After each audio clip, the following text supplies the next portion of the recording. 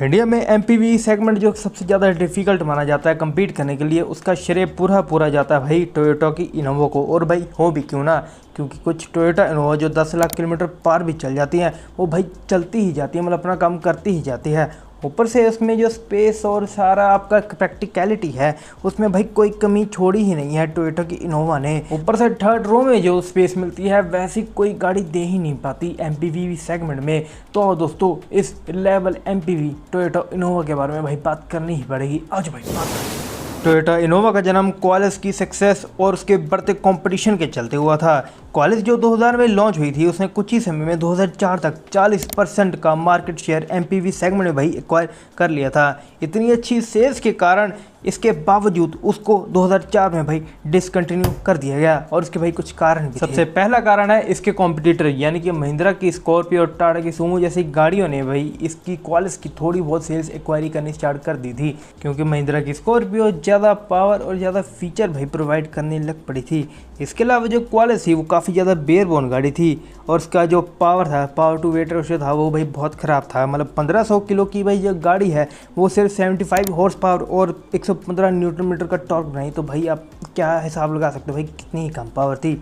इन्हीं सब कारणों के कारण उन्होंने 2004 में क्वालिस को भाई डिसकंटिन्यू कर दिया, और इसके एक साल बाद ही फरवरी 2005 में उन्होंने अपनी टोयोटा इनोवा को भाई लॉन्च कर दिया। और टोयोटा इनोवा क्वालिस से भाई काफ़ी ज़्यादा अलग थी। एक तो इसमें व्हील बेस जो था 2750 mm का था, जिसके कारण इसके थर्ड रो में बहुत अच्छी खासी स्पेस मिलनी भाई स्टार्ट हो चुकी थी। इसके अलावा जो इसकी प्रीडिसेसर क्वालिस काफ़ी ज़्यादा बॉक्सी डिज़ाइन की एमपीवी थी, मतलब इंडिया में उस टाइम में बॉक्सी डिज़ाइन की एमपीवी चलती थी, पर टोयोटा इनोवा के साथ इन्होंने कर्व शेप की थोड़ी कर्वी आपको एमपीवी मिलनी भाई स्टार्ट हो गई थी, जो इंडिया में काफ़ी ज़्यादा नया था और ज़्यादा प्रीमियम फील भाई देने लग पड़ा था। इसके अलावा इसमें जो पावर टू वेट रेशियो का भाई जो पंगा था, वो भी सॉल्व कर दिया था, क्योंकि इन्होंने 2.5 लीटर का एकदम all new diesel engine offer कर दिया था, जो पावर बनाता था 101 bhp और 200 न्यूटन मीटर का टॉर्क भाई ऑफर कर दिया करता था।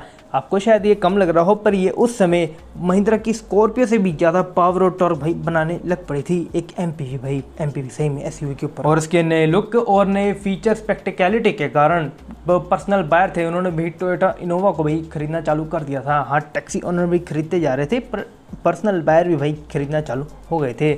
और इसका जो प्राइस था उस समय था भाई 6.74 लाख रुपीज़ एक शोरूम से लेके 10 लाख रुपीज़ एक शोरूम। और भाई ये इतनी ज़्यादा सक्सेसफुल हुई कि जब से लॉन्च हुई, यानी कि 2005 से लेके 2012 तक ये बेस्ट सेलिंग एमपीवी भाई पूरे बनी रही, मतलब 7 साल पूरी बेस्ट सेलिंग एमपीवी भाई ये बनी रही थी। और इसका जो डिज़ाइन था वो एक मोनो वॉल्यूम डिज़ाइन था, यानी कि इसमें बोनट का साइज़ भाई छोटा रख के कैबिन का साइज़ बढ़ा दिया जाता था, यानी कि थर्ड रो, सेकंड रो और फर्स्ट रो में भाई बढ़िया खासी अच्छी खासी भाई स्पेस मिल जाया करती थी। इसके अलावा इसका 2009, 2011 और 2012 में माइनर फेसिलिटी लेके आए, जिसमें इन्होंने ग्रिल और लाइट्स के थोड़ा बहुत चेंज करके कि कंपटीशन में बने रहे, वैसे इन्होंने करके किया। पर एंड में इनको भाई रियलाइज़ हो गया कि कंपटीशन बढ़ गया है और हमें भाई एक नई न्यू जनरेशन वाली इनोवा भाई लॉन्च करनी पड़ेगी। तो फिर टोयोटा ने 2016 में अपनी all new Innova Crysta, new generation Innova Crysta भाई लॉन्च कर दी। और उस समय इन्होंने इसमें 2 इंजन भाई ऑफर कर दिए थे, एक आपका 2.4 लीटर का डीजल इंजन, एक आपको दिया 2.8 लीटर का डीजल इंजन, जो पावर बनाता था 172 bhp की और टॉर्क देता था 360 न्यूटन मीटर का टॉर्क। और भाई ये वही इंजन है जो आज तक भाई टोयोटा की फॉर्च्यूनर में भाई यूज़ किया जाता है। हाँ, ये इनोवा क्रिस्टा में भी यूज़ नहीं किया जाता, अभी इनोवा क्रिस्टा में सिर्फ 2.4 लीटर का भाई यूज़ किया जाता है।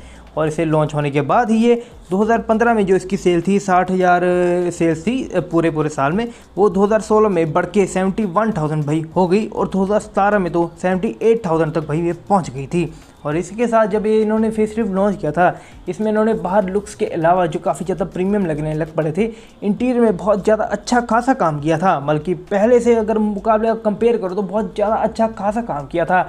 ऊपर से इसमें जो पीछे का बैक डिज़ाइन था थोड़ा सा बॉक्सी होना भाई चालू हो गया था, थोड़ा लिटिल एसयूवी फील देता था, पर है भाई एमपीवी ही, फ्रंट से पूरी और साइड से पूरी भाई एमपीवी लगती थी। और फिर इन्होंने नवंबर 2022 में अपनी इनोवा हाई क्रॉस को भाई लॉन्च कर दिया, और ये पहली इनोवा थी जो मोनोकोक चैसी पे बनी थी, लेटरॉन फ्रेम पे भाई नहीं बनी थी, यानी कि इसमें फ्रंट व्हील ड्राइव ऑफर किया कर दिया जाता था। इसके अलावा इसमें आपको पहली बार hybrid option pure strong hybrid option भाई मिलना स्टार्ट हो गया था, यानी कि इसके पेट्रोल इंजन में भाई अच्छी खासी जो डीजल जितनी या डीजल से थोड़ी ज़्यादा माइलेज आपको मिलनी स्टार्ट हो जाती, यानी कि किफ़ायती हो जाती। अब करंट में जो इनोवा क्रिस्टा और इनोवा हाई क्रॉस का जो प्राइस है वो भाई 20 लाख रुपए से स्टार्ट होकर 31 लाख रुपए इस एक्स शोरूम पे भाई ये मिल जाता है। इसके बावजूद जो पिछले महीने यानी कि अगस्त 2024 में इसकी 9,687 कंबाइंड सेल्स फिगर भाई हो रखी है, यानी कि 31 लाख रुपए की गाड़ी इतनी ज़्यादा 9,000 भाई पार कर रही है, 9,500 पे पार कर रही है, तो मतलब क्या ही बात है। और टोयोटा के जो कॉम्पिटिटर हैं या थे उनके भाई बहुत ज़्यादा तो भाई डिसकंटिन्यू हो चुके हैं,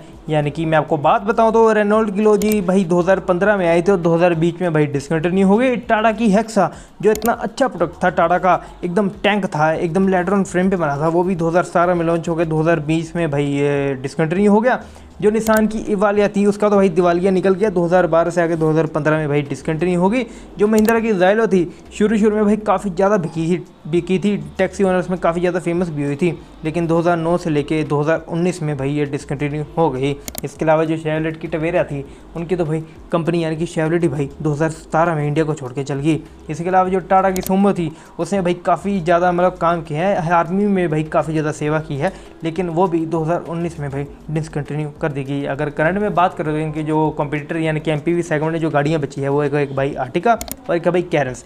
आर्टिका की पिछले महीने यूनिट बिकी थी 18,580, कैरेंस की बिकी थी 5,881 और इनोवा हाई क्रॉस की कंबाइंड सेल्स फिगर हुई थी 9,687। वैसे आर्टिका देखा जाए इससे काफ़ी ज़्यादा आगे है अगर सेल्स के मामले में बात किया जाए, पर अगर जब प्राइस के बारे में भाई अगर बात होगी तो जो आर्टिका का टॉप मॉडल आता है 13 लाख रुपए और कैरेंस का टॉप मॉडल आता है 19.94 लाख रुपीज़ का। भाई मतलब इनके जो टॉप मॉडल है वो इनोवा के बेस मॉडल से भाई कम प्राइस में आते हैं, यानी कि इनके प्राइस में और इनके साइज़ में कोई कंपैरिजन नहीं हो सकता। यानी कि अगर Innova Crysta Innova high cross को अगर देखा जाए तो इसका असली कॉम्पिटिटर भाई है ही नहीं, ये भाई अकेले ही राजा बन के भाई बैठी हुई है। और यही कारण है इसके प्रैक्टिकलिटी और इसके लायबिलिटी के कारण कि जितनी भी कंपनियां आई वो इसके सामने आई और इनको डिसकंटिन्यू भाई अपनी गाड़ियाँ करनी पड़ी। अब देखते हैं दोस्तों कौन कंपनी भाई ये हिम्मत करेगी कि इसके प्राइस सेगमेंट के आसपास की भाई एक मतलब 15 लाख रुपए के आसपास कोई लेके आए एमपीवी और बढ़िया इनोवा जैसे साइज़ के साथ बढ़िया टक्कर दे। टाटा महिंद्रा से भाई बहुत ज़्यादा उम्मीद है कुछ नया करे। तो यही था भाई आज की वीडियो में। अगर आपको वीडियो अच्छी लगे वीडियो को लाइक कर दो, चैनल पे नए आए हैं तो जस्ट चैनल को भाई सब्सक्राइब भी कर दो। So be happy, be safe, bye.